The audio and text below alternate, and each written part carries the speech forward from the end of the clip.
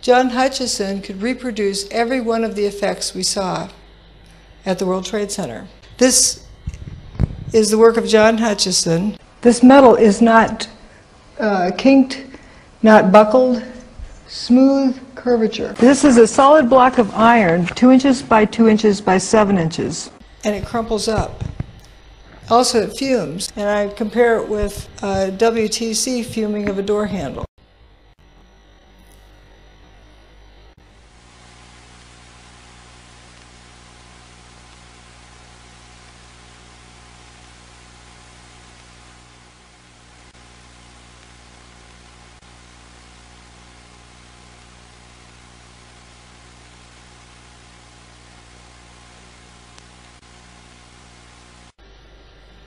Weird fires is John Hutchison's boat experiment. When the gizmo is turned off, the water is calm. That's when it ignites. Just like when the cars lit up, it was after the tower's demise.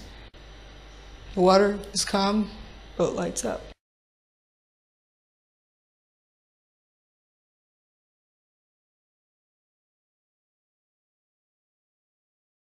The top two are from the WTC, the bottom two are John Hutchison's work. And this video is kind of unique. You can see the solid bar of steel wiggling on the table.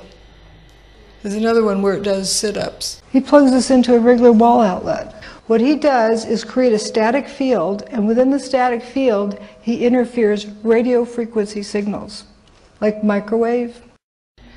And here, watch this flat piece of steel. Right in this area, it starts to come apart. I can't tell you what caused this because I'm not the one who ran the equipment, but I can show you something that can replicate all of the effects we've seen. Here's these columns we saw at the World Trade Center. This is what someone has done in their lab. In hurricanes, you had 2x4 through 3, straw through trees. John Hutchison has a sample of a knife in aluminum.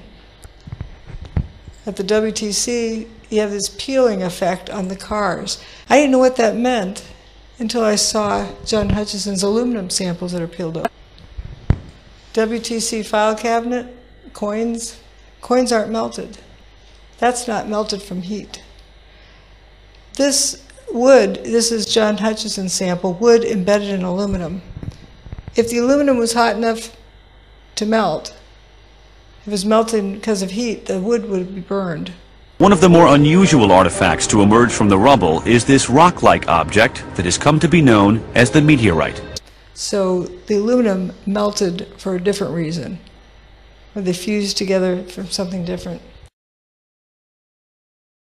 Rounded holes in Building 6, rounded holes in Hutchison samples, as though it's just something in space around a line dustifies material.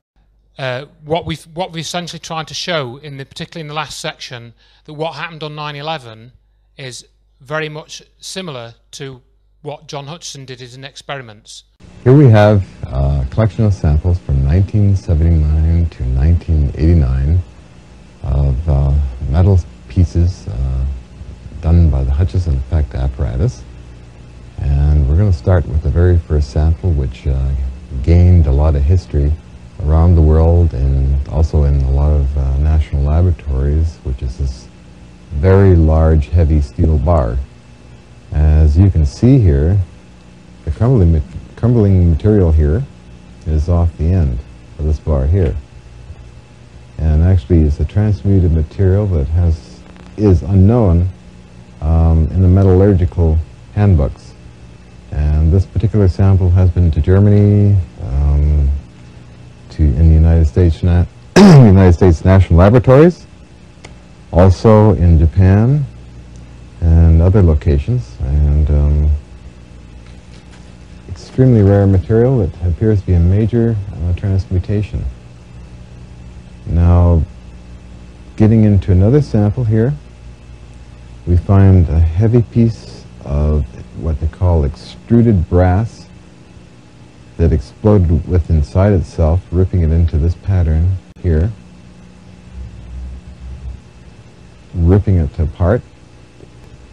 Coming to this sample here of aluminum, we find that something wanted to get outside of the metal itself, and looking at it, you can see that the pressures inside of it indeed tried to get out.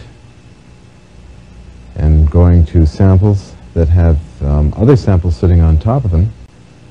Well, that's a stainless steel kitchen knife embedded in a piece of extruded alloy. We get to a piece of, again, extrusion with a piece of wood inside, wood mixed in with the structure itself. And coming to other samples, we find, again, samples that have ripped themselves apart and rejoined, as you can see in this little sample here. And then we come to breaks that indicate actually a lot of stress, as it's a nice clean cut and looks like a bent stress.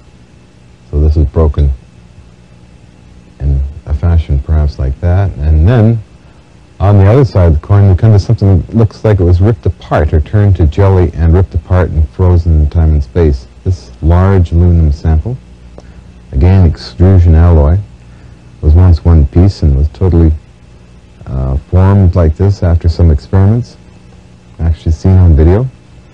We come to more hard materials such as stainless steel that have just bent and twisted around with a lot of little pot marks and pieces falling out of it. Again, similar to the large piece of steel that I just mentioned, for being the very first sample. And this is just many samples that I do have and that other people do have that still are undergoing analysis around the world. The structure of a hurricane is much like a Tesla coil.